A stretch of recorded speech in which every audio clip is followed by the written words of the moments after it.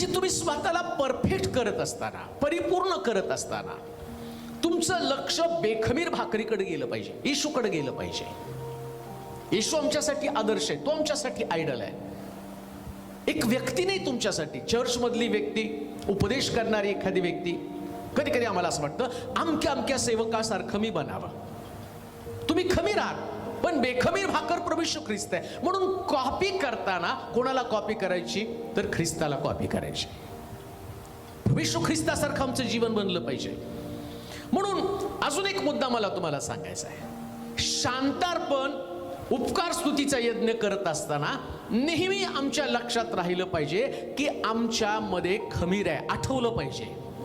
कधी कधी देवाच्या मंदिरात आल्यावर आम्हाला असं वाटतं आता आम्ही पवित्र झालेलो, मग तिथं शांतार्पण करताना आणि उपकार स्तुतीचा यज्ञ करताना तिथं असं म्हटलं, उपकार स्तुती करताना तुम्ही खमीराची भाकर तिथं ठेवा. का? शेवटपर्यंत तुम्हाला कळायला पाहिजे ज्याची तुम्ही स्तुती करताना तोच पवित्र आहे.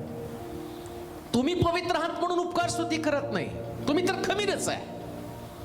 तुमच्यामध्ये दोष आहेत, तुमच्यामध्ये चुका आहेत आणि त्या चुका तुम्हाला दुरुस्त करायच्यात. नियम किती सुंदर दिलाय बघा. 7 शब्दात मोजून जो दिवस येतो त्याला पेंटिकॉस्टचा सण म्हटलेला आहे. म्हणजे 49 दिवसा संबंधानं 50व्या दिवसाचा सण म्हटलेला आहे. 7 शब्दात ओलांडल्यावरती, पूर्ण झाल्यावरती. आणि 50व्या दिवशी 2 भाकरी, एका भाकरीमध्ये खमीर आणि दुसरी भाकर खमीर विरहित असणारी भाकर, या दोन्ही भाकरी घेऊन यायच्या. आणि तो 50व्या दिवसाचा सण. काय शिकवतो प्रभू बघा, किती अद्भुत गोष्टी आहेत. मग आम्ही पाहतो 50व्या दिवशी प्रभू येशू ख्रिस्त स्वर्गामध्ये घेतला गेला.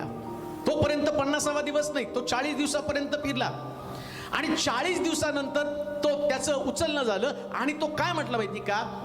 यरुशलेमेत माझी वाट पहा, कारण पित्यानं देव केलेली देणगी मी तुमच्यासाठी पाठवणार आहे. येशू ख्रिस्त स्वर्गात गेला आणि माडीवरती 120 लोक एकत्र जमले. या सगळ्यामध्ये खमीर होतं.